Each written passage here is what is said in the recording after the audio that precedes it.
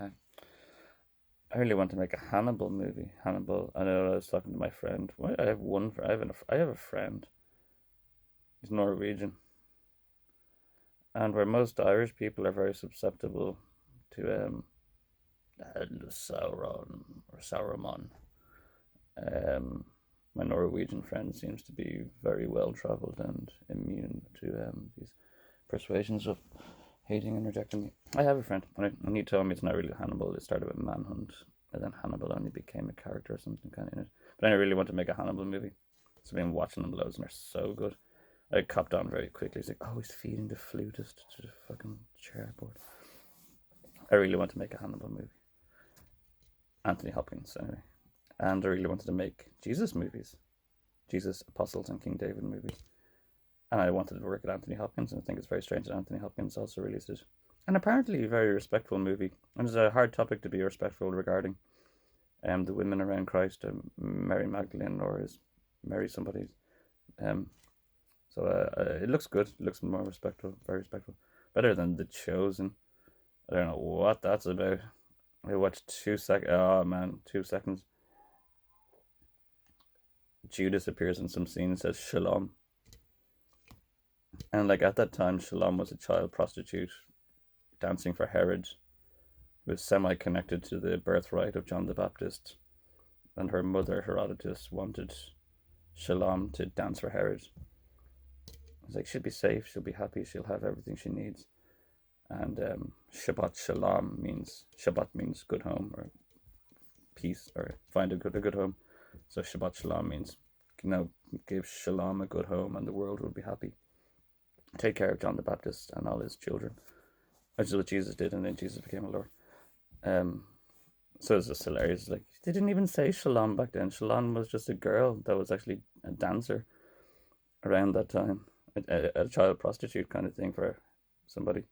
Herod Anipitus and Antipas or something. It's just so bad. It's just painful. Anyway, what was I saying? Anthony Hopkins. Oh yeah, it was about 7 actually. Um, and I don't know if this is gonna work, so I'm just I had a really, really, really bad day yesterday, and the second I broke to a moment of peace and quantum of solace. I was super intelligent, and I was thinking about the movie Seven with Brad Pitt and I had it there 2 seconds ago. Morgan Freeman, great movie, and Kevin Spacey and stuff. You don't really get much of Kevin Spacey. I have an alternative ending for that movie, which I think is kind of cool. You know, when he's like the box is there and it's the box. And Morgan Freeman was talking earlier that he never used his gun. Never used his gun. He took it out 3 times with the intention to use his gun and never used his gun.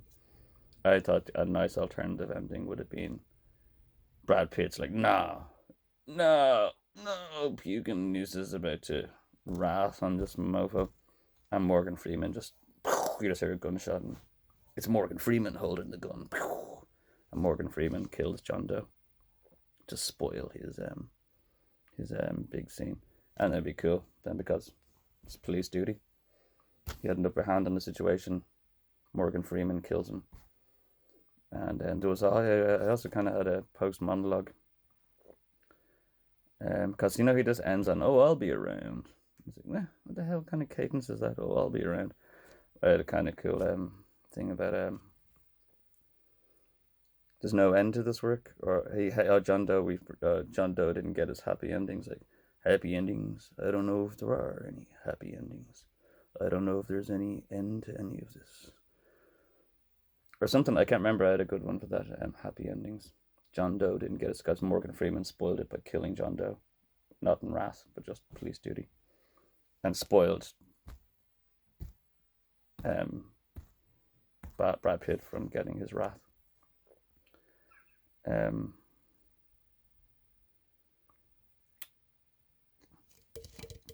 I had this is the thing that I did yesterday when I was tormented, and then I got some clarity. I did the Morgan Freeman speech when it's Morgan Freeman, Brad Pitt, and John Doe in the car going to the desert. And Morgan Freeman's kind of really clever and collect, and Brad Pitt's supposed to be a hothead kind of detective, young kind of detective, and really annoying to John. So I don't know if I'm going to get it, but anyway, I just want to kind of try. I'm trying to distract myself again from Mad Crap, so I'm just trying to think about something else. Just think about something else. Where are we? I need where are we? Like I'm getting into. I think I might go into acting because I want to make movies, so I'm going to get some extras work. So where are we? Where are we?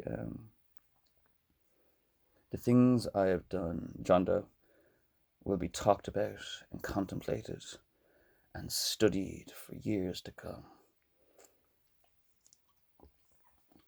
Oh, and I'm Morgan Freeman now. Yeah. Well, I don't know. I used to do graffiti when I was a kid. You call this your master work or your master art, but problem with graffiti was you're always using somebody else's property as your canvas. Um, and you want to be a good artist, you obviously select a good canvas. But the canvases you chose, like a graffiti artist, weren't your canvases. People aren't means to an end. People are ends in themselves.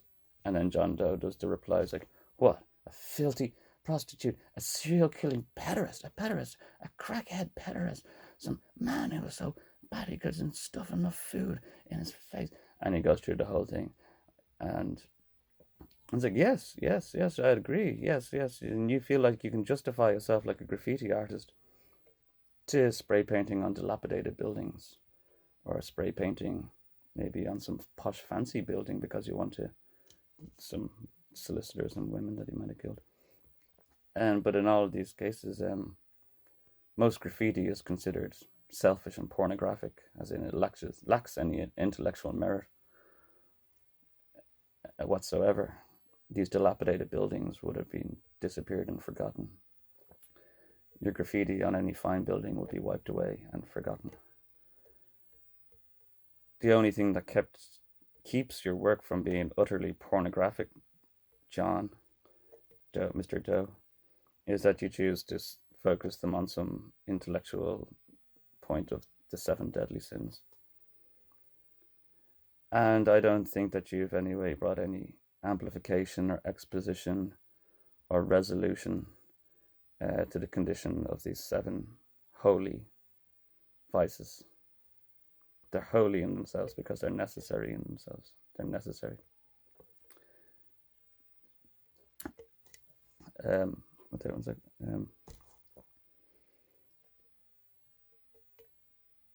You could have just, with all the time and effort you spent, you could have just gone to back to university or something and written a research project or a thesis on the 7 deadly sins, the anthropology and the holy necessity of the 7 deadly sins, and offered a solution or some sort of prognosis. And it would have been discussed, and it would have lasted some time, and it would have been contemplated, and it would have been considered by many of the greatest minds in the world. But your graffiti will be just washed away and forgotten as quickly as possible. Nobody's going to want to think about the things that you've done. Nobody's going to want to remember us. Nobody's going to speak about it. This is never going to be on any news channel. This is never going to be in any document. This is never going to be recorded. You fall a little short of your own expectations. And your expectations are what we have to deal with now as police officers. As detectives, we have to deal with this. Pornography is stuff that lacks intellectual merit. So we just have to go and fulfill your pornographic self-indulgences now, Mr. Doe, with your last 2 bodies. We have to go gratify your pornographic fantasies, just like all your victims had self-centered pornographic indulgences that they rolled around in. And you're just no different than any of your victims. And then Brad Pitt turns around and is like, "Oh, John, oh, what now? What now?" Pissing him off, some salt in the wound. Brad Pitt's a good actor. Yep, that's what I'd say to John Doe. being vegan. I also can't wait to make my Hannibal Lecter movie. I'm doing good. I imagine some dialogue and kind of coming up with things. Obviously, that's not strict dialogue, but like it's the essence is there. Um, the overwrite, I suppose, is there. This is kind of what you're trying to say here. We need to get. Yeah, Mr. Hopkins, Sir Anthony, Sir Anthony Hopkins. My movie is about a celibate vegan tranny, a celibate vegan tranny, and you see the movie in three parts when he's like, or this person's a young person, middle life and older life, and it's all the same person, so it all kind of comes together. Oh my God, it was the same. They're all very different people, really, really, really different people, and it's the same. But anyway, he gets hunted. This person gets hunted by a corporation of like Deluminatic, cannibalistic kitty killers, and they destroy him and tear him apart in every way. And he's just a really nice person that had like a really good birthright, and they screwed him and they want to devour his flesh because he's like some sort of pre-angel, angel in waiting, and they want to kill him and hunt him. But they can't harm him. It becomes very difficult to harm him, and then they destroy him anyway, and they tear him apart. And he was very intelligent. He had a C1 in higher chemistry, honors chemistry, and he uses his C1 in honors chemistry to turn most of their families into non-vegan products. The nice things he had never had, perfumes and balms.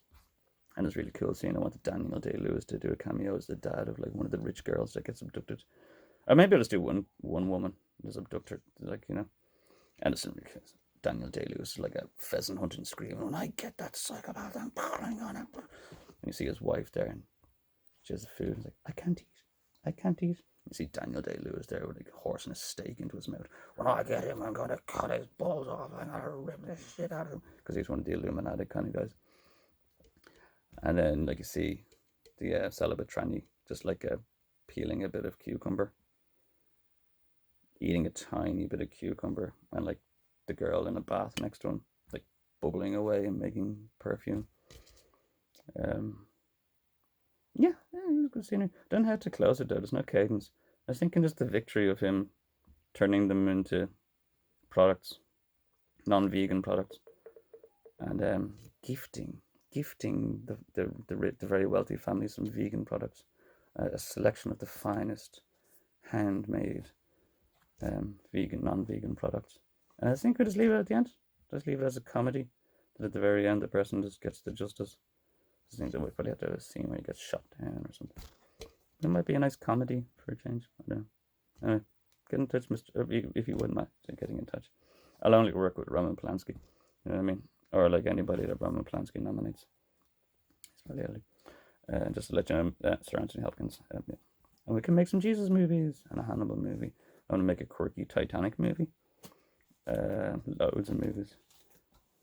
Awesome. Are you also a pleasure bot? Not cool. Not cool. Totally not cool. Alright. Nope. That went alright.